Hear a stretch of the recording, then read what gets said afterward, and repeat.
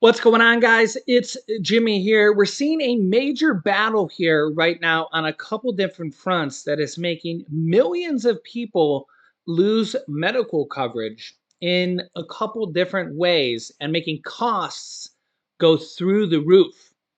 Take a look here. Yeah, first up, Medicaid warns 5 states that they've made it too hard for residents to keep coverage. Yeah, the federal government has put 5 states on notice that they have made it too hard for people to stay on Medicaid. When COVID 19 hit, states had to keep everyone on the rolls, but that rule has expired. Wow. Yeah, states share the expense of Medicaid with the federal government, and it's often their biggest budget items. So states have incentive to keep rolls with them. But now the rule has expired, and many federal government regulators say states may be denying benefits to too many people. Montana's public radio reports. During the pandemic, the number of people on Medicaid nationwide swelled to more than a quarter of the U.S. population. I think it was more than 90 million people. And it was costing the U.S. government a lot of money. Yeah, and the federal government stopped making people prove that their income remained low enough to be even eligible for Medicaid. Yeah. Montana's Department of Health declines to answer questions from the press about long wait times and abandoned calls. The average call is over 45 minutes, and a lot of people abandon their calls. They say they're complying with federal rules about federal Medicaid authorities say they may not be. Medicaid also says Montana is at the bottom of the pack when it comes to re-enrolling people who also remain eligible for coverage, along with New Mexico, Alaska, Rhode Island, and Florida. Those 5 states have also disenrolled a relatively high number of people. New Mexico, Alaska, Rhode Island, Florida, and Montana? Yeah, which is concerning.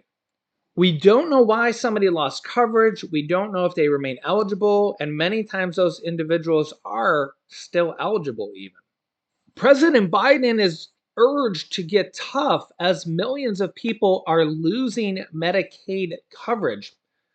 I'll get to Medicare here in a second. Nearly 5.5 million people have already been purged from state Medicaid rolls, as 45 states and the District of Columbia already.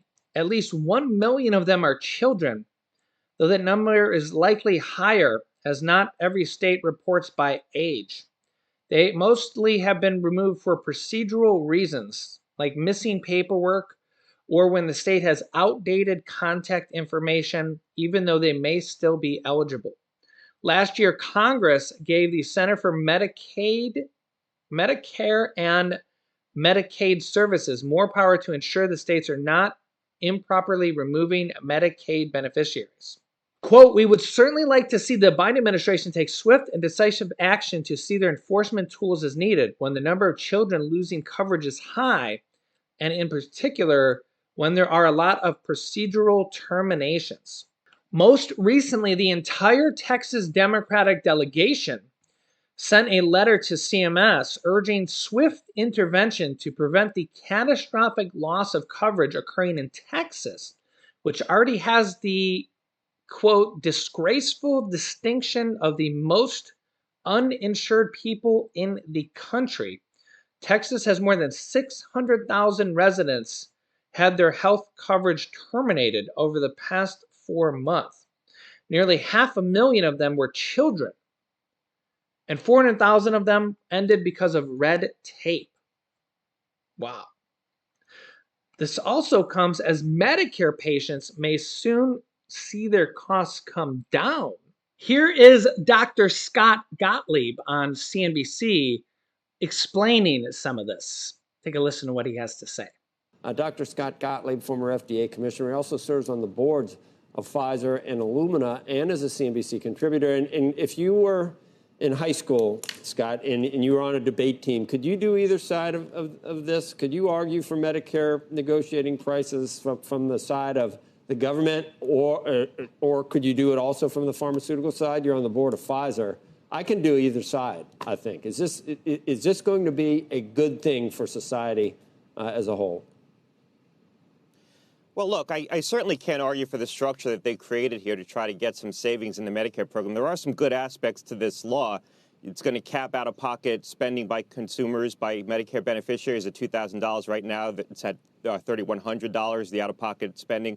It also gets rid of the 5% copay, the cost sharing on catastrophic spending inside the Medicare Part D program. So consumers will start to see savings, particularly consumers who use high-cost drugs. Those kick in starting in 2025.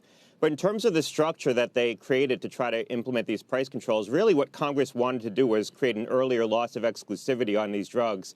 But they couldn't outright strip the patent terms away from the drug companies. So they came up with this very convoluted price negotiation scheme that's going to lead to a lot of unintended consequences. Just to give you one example, the price negotiations, or really the price regulation, kicks in after 9 years on the market for a small molecule drug, but 13 years for a biological, for a large molecule drug.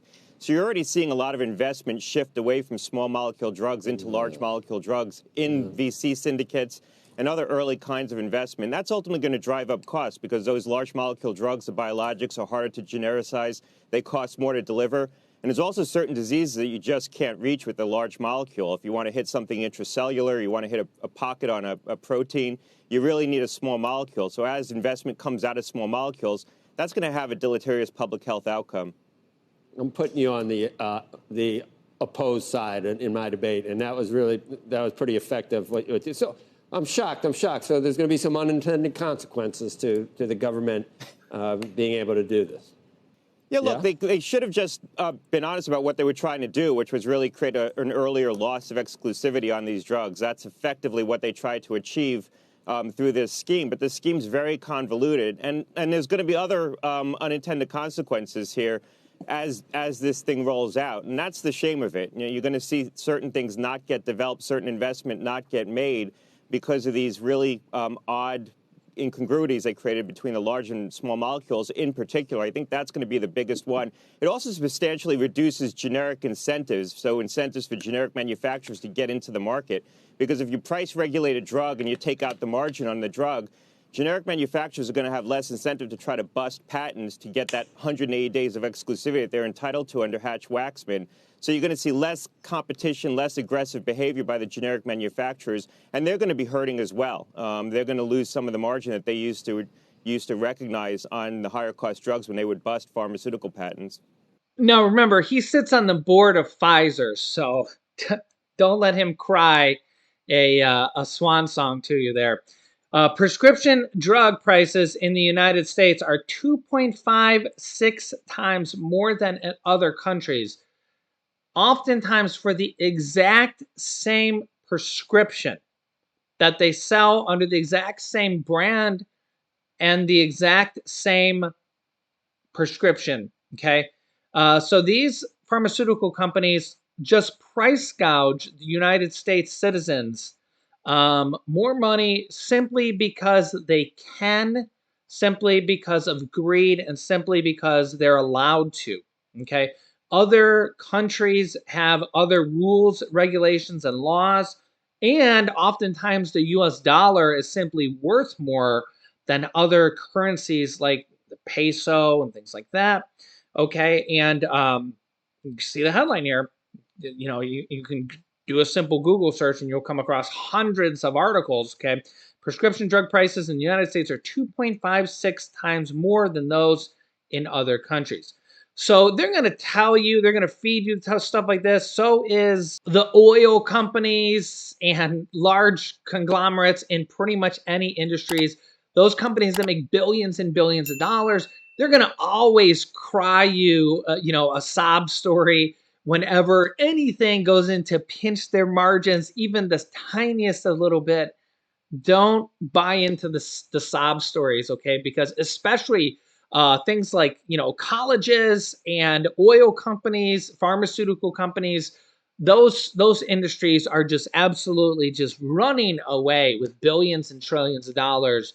And there needs to be a little bit of something done here for the average everyday American that just it's wild. It's wild. So let me know your thoughts here in the comments. I'll keep you up to date here. If you haven't yet, click the subscribe button down below and the bell icon so you don't miss out on any new videos here on our YouTube channel. It's completely free to do so. Also, thanks so much for liking and sharing these videos. Click here to see Big Trouble Affecting All Americans, or click here to see our latest video next. Thanks for watching, guys, and I will see you in the next video.